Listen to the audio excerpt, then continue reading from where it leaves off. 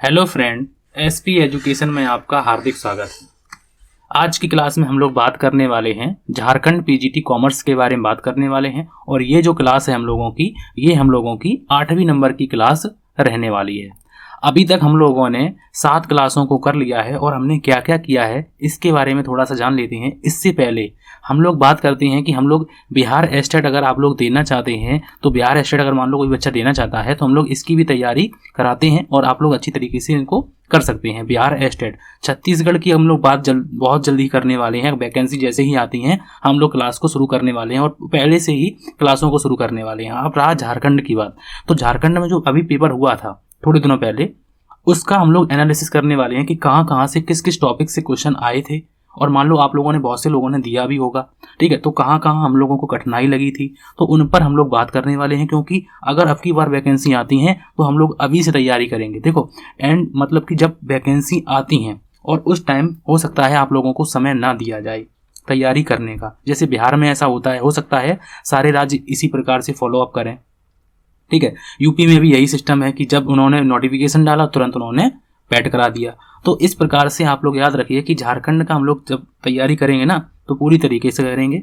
और आप लोगों को मालूम हो ही गया कि जो पीआरटी में अगर हम लोग बात करते हैं प्राइमरी में, और अगर हम लोग जूनियर की बात करते हैं तो इसमें सीटेट को आप लोगों को मालूम है कि सीटेट को मान्य कर दिया है। अब सीटेट को मान्य कर दिया है तो कंपटीशन थोड़ा सा ज़्यादा होगा, सभी बच्चे आ सकते हैं, अब अदर स्टेट वाले भी आएंगे। तो हम लोग इनकी बात करते हैं, संगठनात्मक सिद्धांत की बात करते हैं।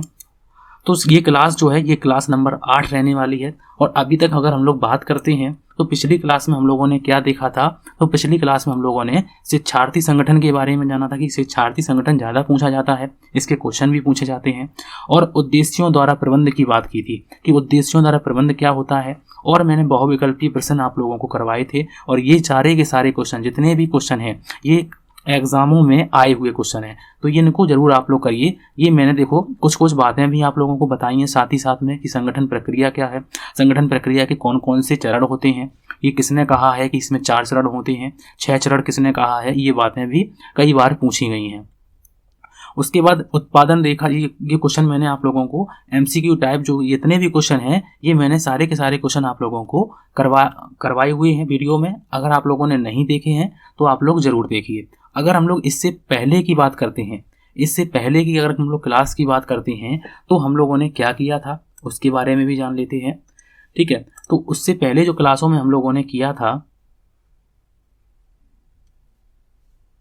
तो मैंने आप लोगों को विभागीय संगठन संरचना का प्रारूप के बारे में बताया था कि रेखा संगठन, रेखा एवं कर्मचारी संगठन, क्रियात्मक संगठन और विभागीय संगठन, ये संगठन होते हैं। इसमें हम लोगों ने अधिकार, जवाबदेही, उत्तरदायित्व की बात की थी। अगर आप लोगों ने नहीं देखा है तो मैंने डिटेल में पढ़ाया है, देख सकते हैं। अधिकार की बात की थी, अधिकार की विशेषताएं क्या होती हैं।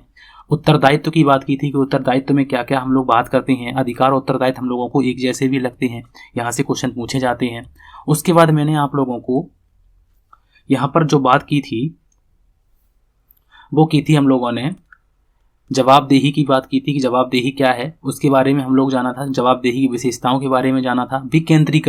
विकेंद्रीकरण और केंद्रीकरण मैंने बताया था आप लोगों को, यहाँ से क्वेश्चन पूछा गया है और बार बार पूछा जाता है, तो इसको जरूर कीजिए। मैं और डिटेल में आप लोगों को विकेंद्रीकरण और केंद्रीकरण के बारे में कराने वाला हूँ। ये मैंने थोड़ा सा आप लोगों को दिखाया है कि पिछला जो क्लासों में चला है वो मैंने आप लोगों को दिखाया है। अब जैसे विकेंद्रीकरण की विशेषताएं क्या हैं, जो मोस्ट जो बातें हैं, जहाँ मैंने मोस्ट रखा है वहाँ से क्वेश्चन पूछे गए हैं। ये सच जो मैं बता रहा हूँ वो सच है, ठीक है। अब बात आती है कि आज की क्लास में हम लोग क्या करने वाले हैं। तो आज की क्लास में अगर हम लोग बात करते हैं तो ये क्लास नंबर हम लोगों की 8 है, ये बात निश्चित है।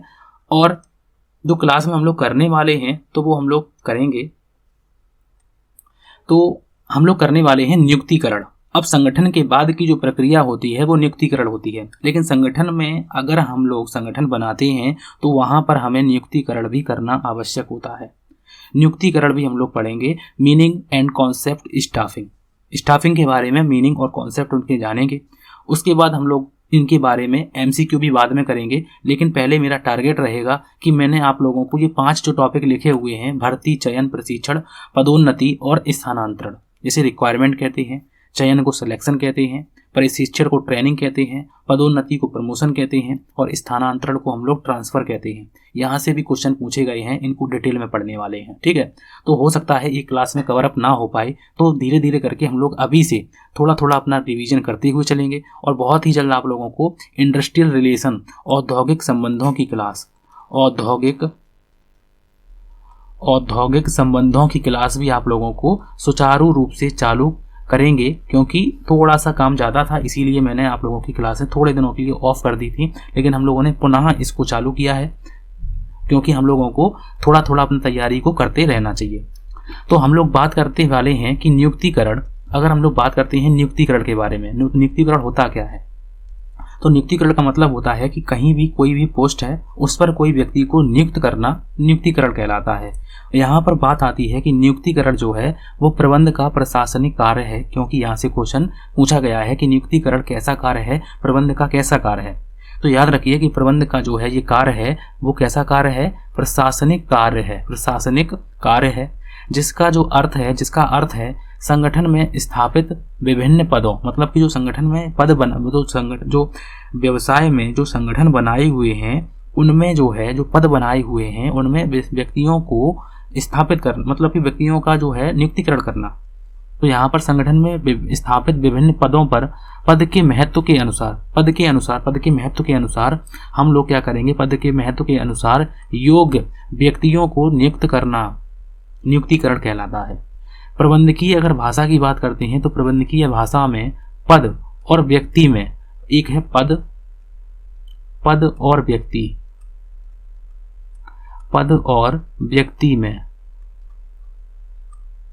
पद और व्यक्ति में सामंजस्य स्थापित करने की सभी क्रियाओं को, पद जो दिया है, पोस्ट दी है, और व्यक्ति जो है जो पोस्ट पर बैठेगा उसमें पद में और व्यक्ति में सामंजस्य स्थापित करने की जो प्रक्रिया को हम लोग क्या कहते हैं? हम लोग नियुक्तिकरण कहते हैं।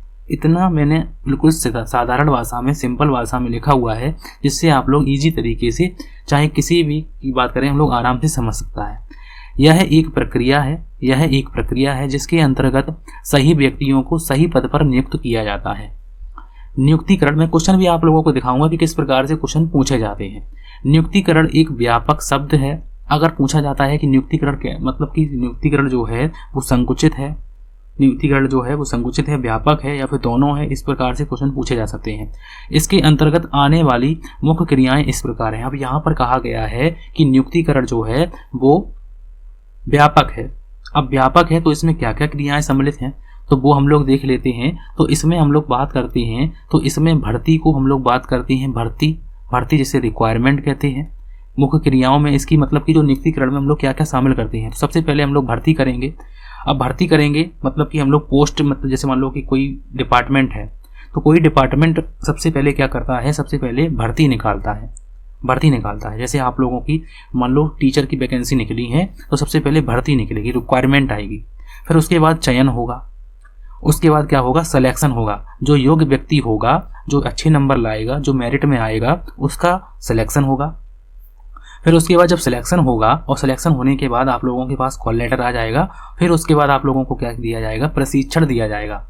मतलब कि जो पोस्ट पर आप कार्यरत रहेंगे, जो काम आप लोगों को करना पड़ेगा, उस संबंधी आप लोगों को ट्रेनिंग दी जाएगी, ट्रेनिंग, ठीक है, जिसे प्रशिक्षण हम लोग कह सकते हैं। फिर उसके बाद जब प्रशिक्षण होगा और जब आप अपने कार्य पर कार्यरत होंगे, तब क्या करेंगे? तब हम लोग, हो सकता है आप लोगों को प्रमोशन भी हो, और यहाँ पर अवनयन भी होता है, पद अवनयन भी होता है। प्रमोशन के साथ साथ डिमोशन भी एक वर्ड होता है। अगर मान लो अच्छा काम करेंगे, अच्छी परफॉर्मेंस करेंगे, तो पदोन्नति तो होगी, सील क्लियर है।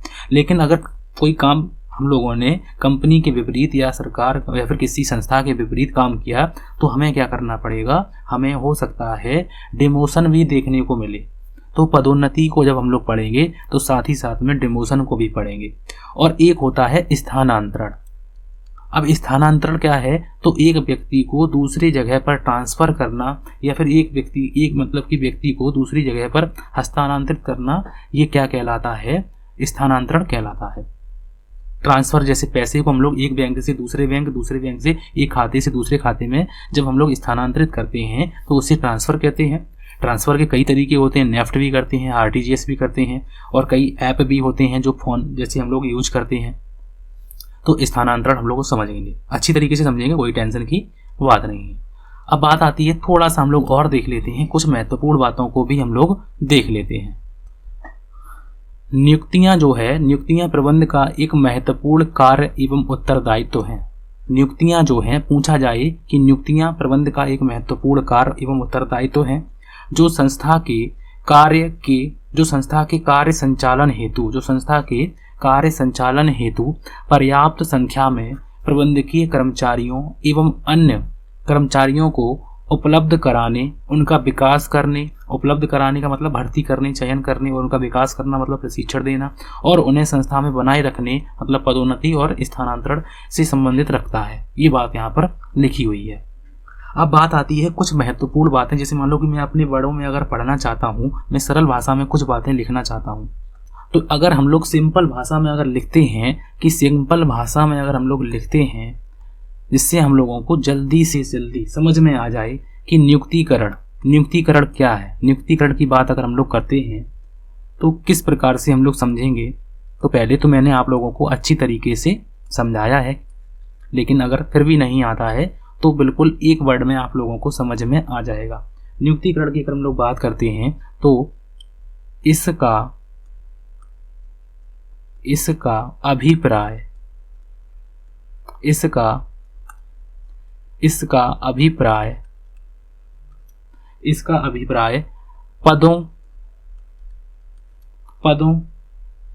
इसका अभिप्राय पदों को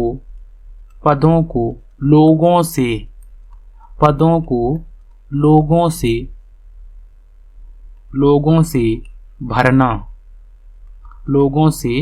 भरना और उन्हें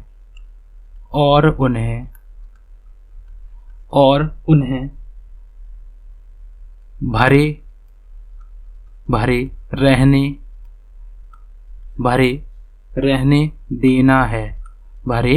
रहने देना है। तो ये नियुक्तिकरण का काम है। मान लो आज आपने पद भर दिए हैं और कल कर्मचारी छोड़कर चला जाता है, तो यहाँ पर भी हार होगी, नियुक्तिकरण अच्छा नहीं माना जाएगा। तो नियुक्तिकरण का काम क्या है, तो पदों को भरे रहना और प्लस उनको मतलब कि पदों को लोगों को भरना और उन पर भरे रहना। ये बात है कि उस पद पर मतलब कोई ना कोई व्यक्ति विराजमान बना रहे। तो अगर हम लोग इसको आप लोगों को अच्छी तरीके से समझ में आ गया होगा कि हम लोगों ने नियुक्तिकरण को अच्छी तरीके से आप लोग समझ गए होंगे।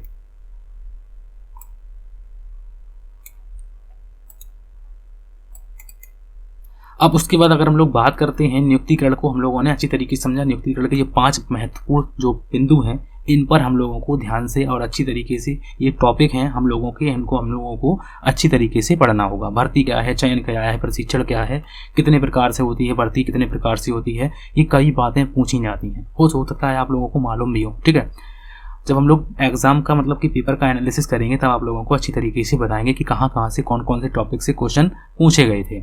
2 सालों के हम लोग पेपर जो पिछली बार और उससे पिछली बार जब हुआ था।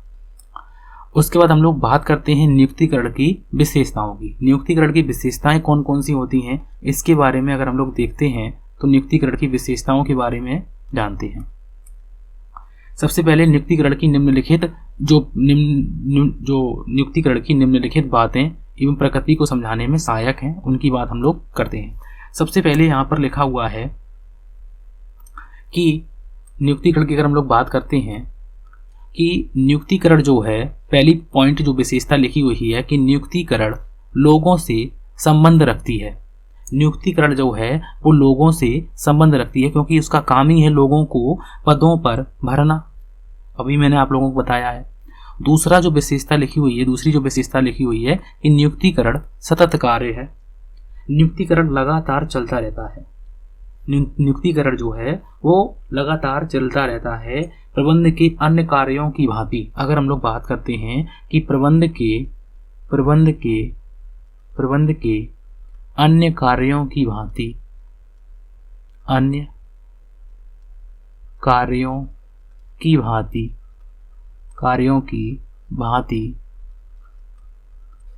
कार्यों की भांति नियुक्तिकरण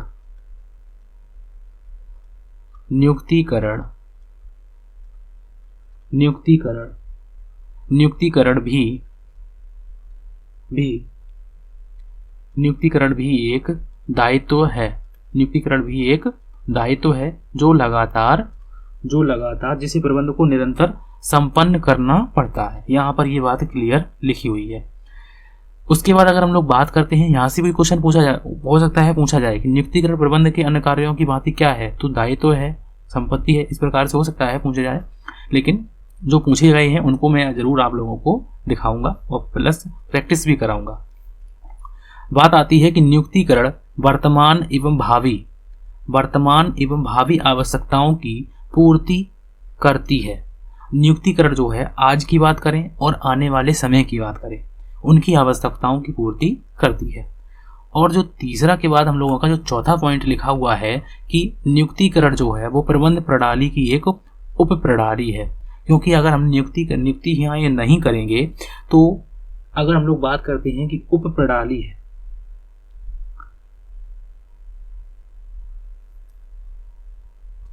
तो ये एक उप प्रणाली है। इसमें क्या अगर हम लोग बात करते हैं तो नियुक्तिकरण स्वयं एक प्रणाली है, पहली बात तो अगर हम लोग बात करते हैं तो प्रबंध की एक उप प्रणाली मानी जाती है, क्योंकि प्रबंध एक प्रणाली है। ठीक है, तो मैंने पढ़ाया है आप लोगों को, इसीलिए नियुक्तिकरण कैसा हो गई, तो नियुक्तिकरण प्रबंध के अंतर्गत आती है, इसीलिए उप प्रणाली है। जैसे प्रिंसिपल होता है और एक उप प्रिंसिपल होता है, एक मुख्यमंत्री होता है, एक उप मुख्यमंत्री होता है, ठीक उसी प्रकार से समझ लीजिए।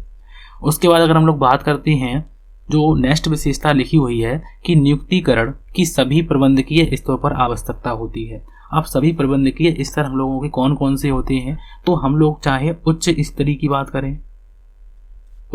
की बात करें, चाहे हम लोग मध्य स्तर की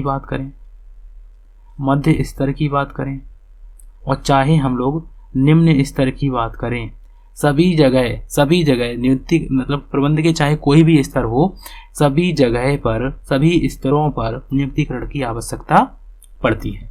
और जो नेक्स्ट विशेषता लिखी हुई है कि नियुक्तिकरण पर आंतरिक एवं बाह्य वातावरण का प्रभाव पड़ता है। कर्मचारियों की नियुक्ति कार्य, अगर मान लो हम लोग नियुक्ति करते हैं तो इस पर भी प्रभाव पड़ेगा। तो कर्मचारियों की नियुक्ति, कार्य निष्पादन और संस्था के आंतरिक और बाहरी वातावरण का प्रभाव पड़ता है। कैसे पड़ता है? संस्था के आंतरिक वातावरण में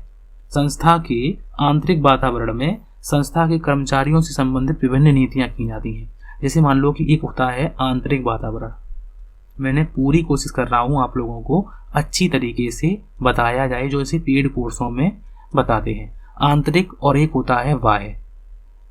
ठीक है, अब आंतरिक और बाह्य दो प्रकार का वातावरण हो गया। लेकिन नियुक्तिकरण अगर हम लोग बात करते हैं तो अगर हम लोग बात करते हैं आंतरिक वातावरण के में संस्था के कर्मचारियों से संबंधित विभिन्न नीतियां की जाती हैं। तो कौन कौन सी?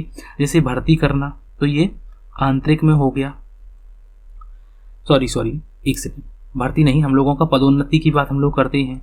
पदोन्नति तो हम लोगों की आंतरिक ही होगी, क्योंकि जो कर्मचारी होंगे उन्हीं की हम आपस में पदोन्नति करेंगे। कोई मान लो कर्मचारी होगा तो उसे हम क्लर्क पर बनाएंगे, इस प्रकार से हम लोग उसको पदोन्नति करेंगे, तो आंतरिक वातावरण है। पद अवनति की बात करेंगे, स्थानांतरण की बात करेंगे, तो ये सारे के सारे पॉइंट आंतरिक वातावरण में आएंगे। लेकिन बाह्य वातावरण में कौन से आएंगे? तो हम लोग अगर बाह्य वातावरण की बात करते हैं तो बाह्य वातावरण में सरकारी नीतियां इसमें आती हैं, क्योंकि ये भी प्रभावित करती हैं। सरकारी नीतियों की बात करते हैं, शैक्षणिक वातावरण की बात करते हैं। ये पॉइंट अभी मैं आप लोगों को थोड़ा सा बता रहा हूँ, लेकिन इसको अभी डिटेल में भी पढ़ेंगे। ठीक है, कौन से वातावरण में कौन सी चीजें आती हैं, क्योंकि क्वेश्चन पूछे गए हैं। शैक्षणिक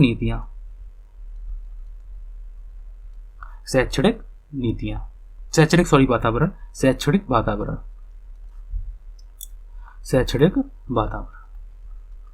तो ये भी बाह्य वातावरण के में आते हैं। और आंतरिक वातावरण में पदोन्नति हो गया, पद अवनयन हो गया, स्थानांतरण हो गया, नीति आदि, मतलब बहुत से होते हैं, लेकिन हम लोग अभी इनको करेंगे, अच्छी तरीके से करेंगे। तो मैंने अभी आप लोगों को क्या क्या बताया है। सबसे पहले हम लोगों ने नियुक्तिकरण के बारे में बताया है। नियुक्तिकरण को एक लाइन में हम लोगों ने अच्छी तरीके से समझ भी लिया है। फिर उसके बाद हम लोगों ने बात की है नियुक्तिकरण की विशेषताओं की, और विशेषताओं का मतलब कि मैंने बताया है कि नियुक्तिकरण लोगों से संबंध रखती है, नियुक्तिकरण सतत कार्य है, नियुक्तिकरण वर्तमान और भावी आवश्यकताओं की पूर्ति करती है, नियुक्तिकरण प्रबंध प्रणाली की उप प्रणाली है, नियुक्तिकरण की सभी प्रबंधकीय स्तरों पर आवश्यकता होती है, नियुक्तिकरण पर आंतरिक और बाहरी वातावरण पर प्रभाव पड़ता है। तो ये बातें मैंने आप लोगों को बताई हुई हैं। अब बात आती है, इसी में एक टॉपिक है हम लोगों का मानव संसाधन प्रबंध, और हो सकता है आप लोगों ने सुना भी होगा human resource management. Human resource management जिसे हम लोग HRM भी कहते हैं, ये एक अलग से पूरी बुक है। पढ़ने को तो ये बहुत बड़ी बुक है, पढ़ा जाए तो ये बीकॉम में पूरी बुक है, आप लोगों को मालूम होगा। लेकिन हम लोग यहाँ पर टॉपिक को कवर कर रहे हैं और कोशिश करेंगे कम से कम आप लोगों को बहुत सी चीज़ें बता सकें। तो मानव संसाधन की बात करते हैं, तो मानव संसाधन प्रबंध जो हम लोग बात करने वाले हैं, सबसे पहले हम लोग इसके अर्थ की बात करते हैं। और अर्थ में लिखा हुआ है कि मानव संसाधन प्रबंध का अभिप्राय प्रबंध की उस शाखा से है जो कर्मचारियों की भर्ती करती है, चयन, प्रकाश एवं उनके सर्वोत्तम उपयोग से संबंधित है। मतलब कि मानव का अगर हमें प्रयोग करना है, यूज करना है, तो उसे हम किस प्रकार से करेंगे। कर्मचारियों की भर्ती करेंगे, चयन करेंगे, विकास करेंगे उनका, और उनका सर्वोत्तम उपयोग करेंगे, तो ये मानव संसाधन प्रबंध के अंतर्गत आता है। अर्थात कि अगर हम लोग बात करते हैं, अर्थात मानव संसाधन प्रबंध का संबंध एक संस्था में सभी स्तरों पर कार्यरत कर्मचारियों से है। मानव संसाधन प्रबंध का जो अगर हम संबंध की बात करते हैं, तो एक संस्था में सभी स्तरों पर कार्यरत जो भी कर्मचारी हैं उनसे इसका संबंध होता है। मानव संसाधन प्रबंध प्रत्येक कर्मचारी का व्यवसाय के उद्देश्यों की प्राप्ति में अधिकतम योगदान सुनिश्चित करता है। अतः आवश्यकता इस बात की है कि ऐसी मानवीय साधन उपलब्ध किया जाए जो पूर्णतः कुशल हो। मतलब यहाँ पर ये लिखा हुआ है कि मानव संसाधन प्रबंध के अंतर्गत ऐसा मतलब कि सिस्टम लगाया जाए कि जिससे जो मानवीय साधन जो हमारे पास उपलब्ध हैं उनका हम पूर्ण तरीके से, कुशल तरीके से उपयोग कर सकें। ये बात लिखी हुई है। तो हम क्या करेंगे, कर्मचारी को पहले भर्ती करेंगे, उसकी चयन करेंगे उसका अच्छी तरीके से, उसका फिर विकास करेंगे जिससे वो अच्छी तरीके से काम कर सके, उसका उपयोग करेंगे अच्छी तरीके से। तो ये सब मानव संसाधन प्रबंध के अंतर्गत आता है। तो मानव संसाधन प्रबंध के अंतर्गत मैंने आप लोगों को जितनी भी बातें बताई हैं, यही जो है बातें हो सकता है आप लोगों से एग्जाम में पूछी जाए। तो अगर हम लोग बात करते हैं कि मानव संसाधन प्रबंधक, यह विभाग मानव संसाधन प्रबंधक की देखरेख में काम करता है, इस बात को आप लोग नोट कर लीजिए। अगर हम लोग बात करते हैं कि मानव संसाधन प्रबंधक मानव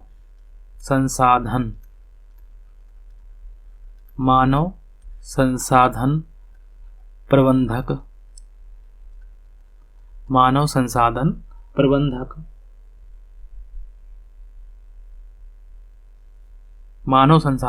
यह विभाग, अगर हम लोग बात करते हैं, यह विभाग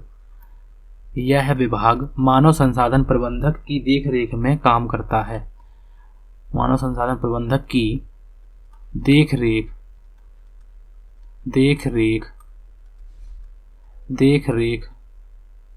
में काम करता है, देखरेख में काम करता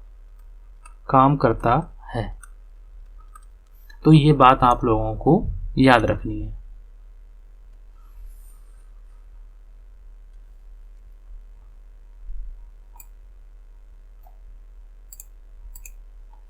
तो यह जो विभाग है, अगर हम लोग बात करते हैं, तो यह जो विभाग है,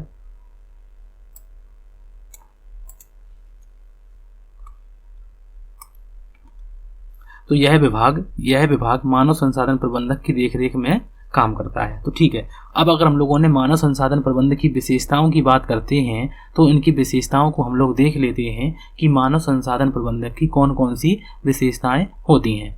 सबसे पहली विशेषता लिखी हुई है कि मानव संसाधन प्रबंध में रोजगार, प्रशिक्षण, विकास और क्षतिपूर्ति से संबंधित कार्य शामिल होते हैं। दूसरी बात यहाँ पर लिखी हुई है कि मानव संसाधन प्रबंधक का संबंध जो है वो शारीरिक कार्य करने वाले कर्मचारियों जैसे श्रमिक, कार्यालय में कार्य करने वाले कर्मचारी जैसे लिपिक, प्रबंधक इत्यादि सभी से होता है। ये नहीं है कि श्रमिकी से मतलब है या फिर प्रबंधक से मतलब है। मानव संसाधन प्रबंधन में जो भी शारीरिक रूप से काम करते हैं उनसे सभी से संबंधित हो, चाहे वो क्लर्क हो, चाहे वो श्रमिक हो, चाहे वो प्रबंधक हो। बात आती है तीसरे पॉइंट की कि मानव संसाधन प्रबंध कर्मचारियों को उनकी क्षमता के पूर्ण विकास में मदद देने का प्रयास करता है कि जिससे मानव मतलब कि कर्मचारी का सर्वांगीण विकास हो सके, ये कोशिश करता है और मालिक का भी भला हो सके। और जो चौथा बिंदु लिखा हुआ है कि मानव संसाधन प्रबंध सामान्य प्रबंध का विस्तार है। यह प्रत्येक कर्मचारी को संस्था के उद्देश्यों की प्राप्ति में अपना संपूर्ण योगदान देने के लिए प्रोत्साहित करती है। तो अगर हम लोग बात करते हैं सबसे पहली विशेषता कि मानव संसाधन प्रबंध में रोजगार, प्रशिक्षण और विकास और क्षतिपूर्ति से संबंधित कार्य शामिल होते हैं। ठीक है। उसके बाद मानव संसाधन प्रबंध का संबंध शारीरिक कार्य करने वाले कर्मचारी जैसे श्रमिक, कार्यालय में कार्य करने वाले श्रमिक कर्मचारी जैसे लिपिक होते हैं, प्रबंधक होते हैं आदि सभी से होता है। मानव संसाधन प्रबंध का जो मेन होती है बात आती है कर्मचारियों को उनकी क्षमता के पूर्ण विकास में मदद देने का प्रयास करता है। और लास्ट विशेषता जो लिखी हुई है कि मानव संसाधन प्रबंध सामान्य प्रबंध का विस्तार है। तो मैंने आप लोगों को ये बात अच्छी तरीके से आप लोगों को बताई हुई है। बात आती है कि मानव संसाधन प्रबंध की बात आती है तो मानव संसाधन प्रबंध अगर हम लोग बात करते हैं तो मानव संसाधन प्रबंध ने श्रम कल्याण तथा कर्मचारी प्रबंध की एक पारंपरिक अवधारणा को प्रतिस्थापित कर दिया है। मतलब कि मानव संसाधन प्रबंध ने अगर हम लोग बात करते हैं तो किसको प्रतिस्थापित किया है, क्वेश्चन पूछा गया था। तो याद रखिए कि श्रम कल्याण विभाग और कर्मचारी प्रबंधन की पारंपरिक अवधारणा को प्रतिस्थापित कर दिया है। इसकी जगह पर अब हम लोग इसका प्रयोग करने लगे हैं, मानव संसाधन प्रबंध का प्रयोग करने लगे हैं। और प्रतिस्थापित करने का मतलब यही होता है। मानव संसाधन प्रबंध का अपने वर्तमान स्वरूप में प्रादुर्भाव बहुत सारे महत्वपूर्ण अंतर संबंधित विकास के द्वारा हुआ है जो औद्योगिक क्रांति के युग तक की जाती है। मतलब कि यहाँ पर बात आती है कि मानव संसाधन का जो विकास है वो किस प्रकार से हुआ है। इसके जो विकास के विभिन्न चरण हैं वो इस प्रकार हैं। पहला जो चरण था वो था श्रम कल्याण चरण जिसे लेबर वेलफेयर स्टेज बोलते हैं, जिसका मुख्य कार्य कर्मचारियों को न्यूनतम कल्याण सुविधाएं उपलब्ध कराने तक सीमित था। मतलब इसका काम जो था इस विभाग का को जो इस स्टेज पर अगर हम लोग बात करते हैं तो इसका सिर्फ यही उद्देश्य था, इसका मुख्य कार्य था कि कर्मचारियों को न्यूनतम जो है कल्याण सुविधाएं उपलब्ध कराने तक इसका जो कार्य था वो सीमित था। इसके प्रभाव से ऐसे व्यक्तियों की आवश्यकता महसूस हुई जो मालिकों और श्रमिकों के जो मध्य संपर्क जो है वो स्थापित कर सके। इस काम को करने के लिए श्रम कल्याण अधिकारी की नियुक्ति की गई। ठीक है। उसके बाद अगर हम लोग बात करते हैं सेवा वर्गीय प्रबंध चरण जिसे हम लोग कहते हैं, तो इसका कार्य कर्मचारियों की भर्ती करना, चयन करना तथा लोगों को काम पर लगाने तक सीमित था। इसका कार्य क्या था? तो इसका कार्य सिर्फ इतना था कि आप भर्ती करेंगे, चयन करेंगे और लोगों को काम पर लगाएंगे। ये इनका कार्य यहाँ तक था। उसके बाद तीसरा है मानव संसाधन प्रबंध चरण। मानव संसाधन प्रबंध चरण जो है वो मानव संसाधन को संगठन का एक अत्यंत महत्वपूर्ण अंग माना जाने लगा।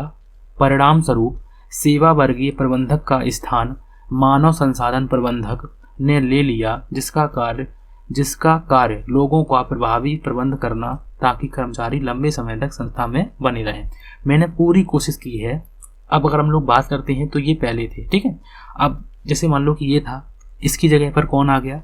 तो इसकी जगह पर श्रम कल्याण जो अधिकारी था उसकी जगह पर अगर हम लोग बात करते हैं, श्रम कल्याण अधिकारी की जगह पर हम लोगों ने बात की है कि मानव संसाधन प्रबंध ने ले लिया किसका कार्य? सेवा वर्गीय प्रबंध का कार्य। सेवा वर्गीय प्रबंध जो यहाँ पर हम लोग बात की थी, तो यहाँ पर इसका कार्य किसने ले लिया? तो ये कार्य जो है मानव संसाधन प्रबंध ने ले लिया।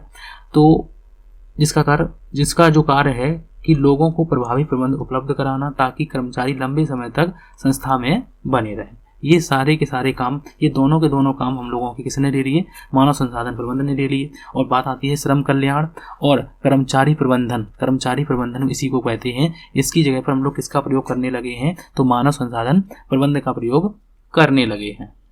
तो मैंने आज की क्लास में अगर हम लोग थोड़ा सा क्विक रिवीजन करते हैं, थोड़ी सी मैंने आप लोगों को बातें ज़्यादा कम बता पाई हैं सॉरी, लेकिन हम अगली क्लास में कोशिश करेंगे आप लोगों को बहुत सी चीज़ें बताने की। तो अगर आप लोगों को मेरी क्लास अच्छी लगती है तो प्लीज़ आप लोग एसपी एजुकेशन चैनल को जरूर सब्सक्राइब करें।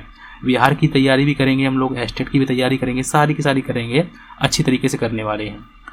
सबसे पहले हम लोगों ने नियुक्तिकरण के बारे में जाना। नियुक्तिकरण में हम लोग क्या क्या जानेंगे अभी, भर्ती, चयन, प्रशिक्षण, पदोन्नति और स्थानांतरण को। उसके बाद नियुक्तिकरण की विशेषताओं को मैंने जाना और अच्छी तरीके से आप लोगों को पूरी बताने की कोशिश की है। फिर उसके बाद मैंने आप लोगों को मानव संसाधन प्रबंध के बारे में बताया। मानव संसाधन प्रबंध क्या होता है, इसकी विशेषताएं क्या क्या होती हैं और इसका जो विकास हुआ है ये किस प्रकार से हुआ है, इन पर मैंने आप लोगों को अच्छी तरीके से कोशिश की है पूरी की पूरी बताने की। अभी और भी टॉपिक हैं, इसी में अभी पूरा टॉपिक नहीं हुआ है, इसको भी हम लोग और करेंगे।